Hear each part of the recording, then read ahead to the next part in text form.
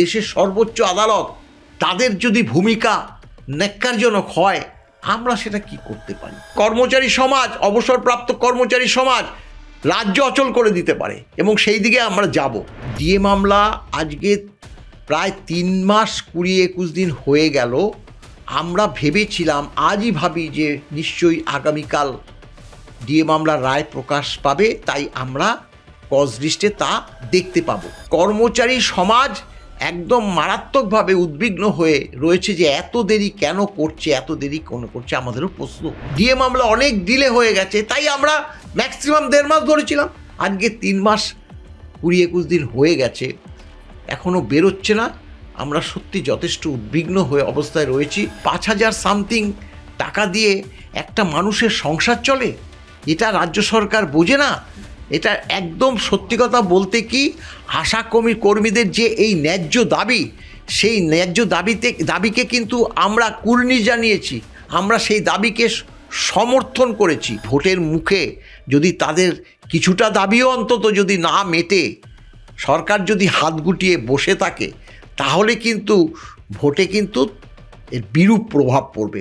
দেখছেন, এই প্রশ্নটা কর্মচারী সমাজ, অবসরপ্রাপ্ত কর্মচারী সমাজের কাছ থেকে আমাদের রোজ শুনতে হচ্ছে। এটা স্বাভাবিক, এটার মধ্যে কোনো অস্বাভাবিকতা নেই। কারণ ডিএ মামলা আজকে প্রায় 3 মাস 20-21 দিন হয়ে গেল। আমরা ভেবেছিলাম, আজই ভাবি যে নিশ্চয়ই আগামীকাল ডিএ মামলার রায় প্রকাশ পাবে, তাই আমরা কজ লিস্টে তা দেখতে পাবো। এটাই বিভিন্ন সময় শুনানির সময় যখন শুনানি হয়েছে, তার আগে কজ লিস্টে জানতে পারা গেছে।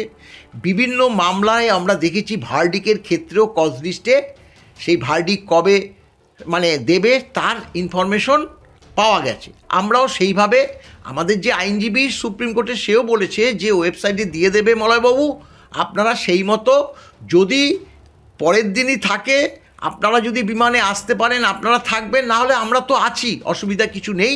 কারণ এখানে যে ভার্ডিকটা যদি বহু বড় হয়, তারা জিসটা শুধু পড়ে শোনাবে আর অনলাইনে ওয়েবসাইটে দিয়ে দেবে, সেটা ডাউনলোড করে নিতে হবে। সেটা বড় প্রশ্ন না।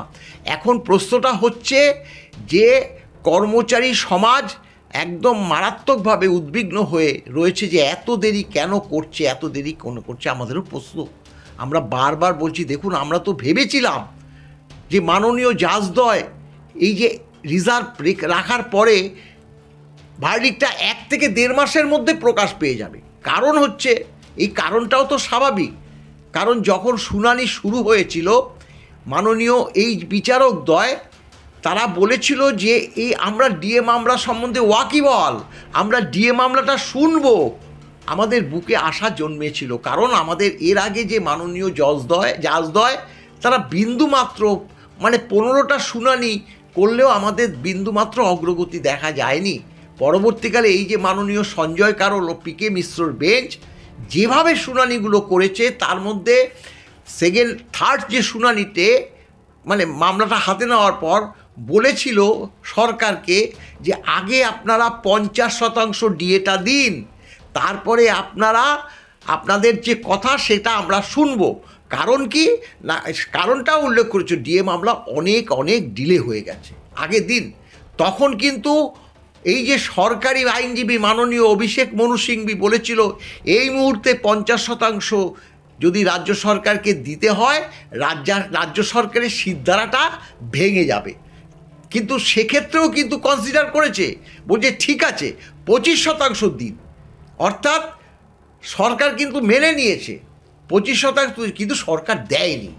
সরকার যেহেতু সেটা 6 সপ্তাহ সময় দিয়েছিল, সরকার না দিয়ে আবার একটা MA অ্যাপ্লিকেশন করে, আর আমরা যেহেতু দেয়নি তার জন্য আমরা কন্টেম্প করি। এই দুটো নিয়ে ম্যারাথন শুনানি হয়েছে। ম্যারাথন কেন হয়েছে না, তাড়াতাড়ি যাতে শুনানিটা শেষ করে রায়টা দেওয়া যায়, সেই কারণে ম্যারাথন কেন বলছেন। 4 August, 5 August, 6 August, 7 August, 12 August, 25 August এবং 7 সেপ্টেম্বর। তার আগেও বেশ কয়েকটা শুনানি ছিল, কিন্তু কোনো কারণে তা হয়নি। অনেক সময় জাজ আসে না, বা 3 জাজেস বেঞ্চে দিয়েছিল, ওগুলো বাদ দিলাম। এই যে পর শুনানি করে 7 সেপ্টেম্বর শুনানিটা শেষ হয় এবং তখন সরকারকে বলে যে আপনারা আপনাদের তবুও যদি কোনো বক্তব্য থাকে 2 সপ্তাহের মধ্যে দিন, আর যারা মামলাকারী তারা 1 সপ্তাহের মধ্যে দিন, তারপরে আমরা ভার্ডিক্টটা দেব। তাই রিজার্ভে রাখি। স্বাভাবিকভাবে আমরা ভেবেছিলাম তাহলে নিশ্চয়ই খুব শীঘ্রই হবে। আমরা কেন 1 থেকে 1.5 মাস নিয়েছিলাম, কারণ এই রিজার্ভ তো বড় হয়তো রায়গুলো, সেক্ষেত্রে আমরা দেখেছিলাম যে হাইকোর্টেও মামলা মানে শুনানির পরে রিজার্ভে রেখেছিল, সেখানে 1 মাস 10 দিনের মধ্যে, এমনকি ট্রাইব্যুনালেও মূল রায়টাও কিন্তু রিজার্ভে রেখেছিল, সেটাও 1 থেকে 1.5 মাসের মধ্যেই রায়টা প্রকাশ করেছে। আমরা সেজন্যই, যেহেতু মাননীয় জাজদ্বয় বলেছে যে ডিএ মামলা অনেক ডিলে হয়ে গেছে, তাই আমরা ম্যাক্সিমাম 1.5 মাস ধরেছিলাম। আজকে 3 মাস 20-21 দিন হয়ে গেছে, এখনও বেরোচ্ছে না। আমরা সত্যি যথেষ্ট উদ্বিগ্ন হয়ে অবস্থায় রয়েছি। এবং সবথেকে দুঃখের বিষয় যে যারা অবসরপ্রাপ্ত এজেড কর্মচারী, তারা তো সত্যি কথা বলতে তাদের বেঁচে থাকার রসদ পর্যন্ত এখন হচ্ছে না, কারণ যেহেতু বয়স বেশি, তারা বলছে আমাদের 7-8 হাজার টাকা তো আমাদের এই ওষুধ কিনতেই খরচ হয়ে যায়। এই টাকাটা পেলে আমরা এই যে কিছুদিন হয়তো একটু সাময়িক স্বস্তি পেতাম, কিন্তু আমাদের দুর্ভাগ্য মলয়বাবু, আপনাদের তো দোষ দেওয়ার মানে আমরা দিচ্ছি না, কারণ আপনারা যেটা বলছে যে আপনারা সেই 10 বছর ধরে যেভাবে লড়াই করলেন তাকে আমরা কুর্নিশ জানাচ্ছি, কিন্তু আমরা বলবো যে দেখুন, দেশের সর্বোচ্চ আদালত, তাদের যদি ভূমিকা ন্যাক্কারজনক হয়, আমরা সেটা কি করতে পারি? তাদের এই আছে। অর্থাৎ তবুও আমরা আশা করছি জানুয়ারি মাসে আরও বেশ কয়েকটা দিন আছে, তারপরে ফেব্রুয়ারি মাসে বাজেট হবে। বাজেটে হয়তো দেখা যাবে এই বর্তমান সরকার 1 কিস্তি দিয়ে ছুড়ে দিয়েছে, একটা গাজর ঝুলিয়ে একটা বেতন কমিশন করেছে। এতে তো আমাদের সুরাহ হবে না। আমাদের 5ম বেতন কমিশনের যে বকেয়াটা, সেই বকেয়াটা আমাদের যদি এই সরকার থাকতে যদি আমরা আদায় করতে পারতাম, সত্যি কথা বলতে কি আমাদের যে এই লড়াইটা সার্থক হতো। কারণ এই সরকারের বিরুদ্ধেই তো আমাদের আন্দোলনটা ছিল। এবার যদি এই সরকার ক্ষমতাচ্যুত হয়, পরবর্তী নয়া সরকার, তাদেরকেও দিতে হবে। তবুও আমরা আমাদের আন্দোলনের যে সুফলটা আমরা কতটা পাবো, সেটা নিয়েও কিন্তু আমাদের চর্চা করতে হবে। স্যার, এই যে বৃহৎ সংখ্যক আশাকর্মীদের দাবি না মিটল, সেটা আগামী ভোটে কি প্রভাব পড়বে? হ্যাঁ, গতকাল আমরা দেখেছি যে বৃহৎ সংখ্যক আশাকর্মী, তারা তাদের যে বেতন তো ঠিক না, তারা 5,000 সামথিং 250 টাকার মতো পায়। তাদের একটা রেমুনারেশন আছে যেটা কেন্দ্রীয় সরকার দেয়, সেটা দিনের পর দিন ডিউজ রেখে দিয়েছে, তারা দিচ্ছে না। তাদের একটা বেতন বৃদ্ধির দাবি আছে। এখন 5,000 সামথিং টাকা দিয়ে একটা মানুষের সংসার চলে? এটা রাজ্য সরকার বোঝে না। এটা একদম সত্যি কথা বলতে কি, আশা কর্মীদের যে এই ন্যায্য দাবি, সেই ন্যায্য দাবিকে কিন্তু আমরা কুর্নিশ জানিয়েছি, আমরা সেই দাবিকে সমর্থন করেছি এবং তাদের আন্দোলনকে আমরা কুর্নিশ জানিয়েছি। যে ধরনের আন্দোলন করেছে, সেই আন্দোলন তাদের যদি এই ভোটের মুখে যদি তাদের কিছুটা দাবিও অন্তত যদি না মেটে, সরকার যদি হাত গুটিয়ে বসে থাকে, তাহলে কিন্তু ভোটে কিন্তু এর বিরূপ প্রভাব পড়বে। এবং বলেও দিয়েছে, তারা বলেছে 70-80 হাজারের মতো আশাকর্মী আছে, তাদের যদি 3 থেকে 4 জন করে ফ্যামিলি ধরা হয়, সংখ্যাটা তো নেহাত কম না। শুধু তো আশাকর্মী না, মিড ডে মিলের কর্মী আছে, তারপরে অঙ্গনওয়াড়ি কর্মী আছে, আমরা যারা ডিএ পাচ্ছি না তারা আছে, শিক্ষক সমাজ আছে। আজকে এই যে দুর্নীতির কারণে যে সকল চাকরি মানে চলে গেছে যে সকল শিক্ষকদের, তারা আছে। এই যে সংখ্যাটা সরকার তাদেরকে এক্সচেকার থেকে বেতন দেয়, সেই সংখ্যার কর্মচারী সমাজ কিন্তু কম না। এবং এটা আমরা প্রচার করব ভোট ডিক্লেয়ার হয়ে যাওয়ার পরে, এটাই প্রচার করব যে আগামী দিনে বর্তমান সরকার যদি আবার ক্ষমতায় আসে, বেতন ভাতা পেনশন বন্ধ করে দেবে, ভয়াবহ অবস্থা হবে। তাই এই সরকারকে উৎখাত করতে হবে, যে সরকারই আসুক না কেন। আবার তারা যদি সেইভাবে কর্মচারী সমাজকে ডিপ্রাইভ করে, আবার তাদের বিরুদ্ধে আন্দোলন হবে। আমরা কি আমরা হচ্ছে কর্মচারী সমাজ, আমরা সবসময় কর্মচারী সমাজের স্বার্থটা দেখব। আমরা কোনো রাজনৈতিক দলের স্বার্থ দেখব না।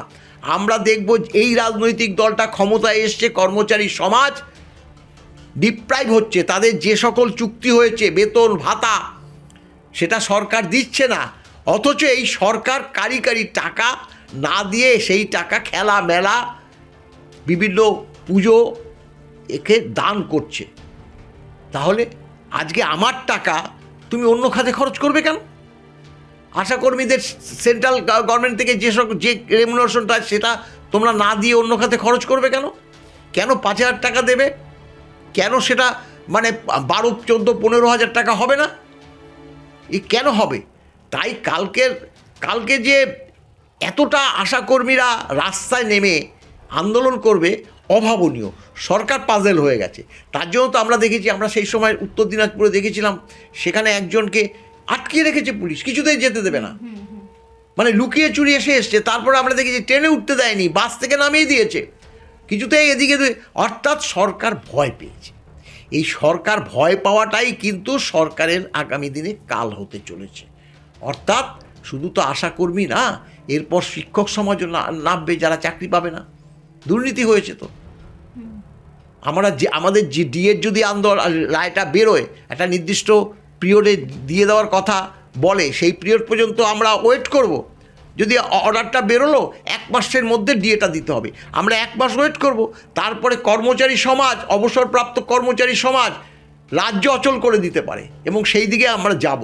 যদি ডিএ রায়টা সরকারি কর্মচারীদের পক্ষে যায়, এবং সরকার যদি মানে নোটিফিকেশনের যে ডেটটা দেবে, যে হ্যাঁ দেবো, নোটিফিকেশন 2 দিন পরে দিক, নোটিফিকেশন দিয়ে জানাতে হবে যে সরকারি কর্মচারীদের বকেয়া দিয়ে আমরা দেবো, অমুক তারিখ থেকে দেবো। সেই নোটিফিকেশন জারি যদি না হয়, তাহলে আমরা আন্দোলন করে সরকারের বিরুদ্ধে যা ব্যবস্থা নেওয়ার নেব।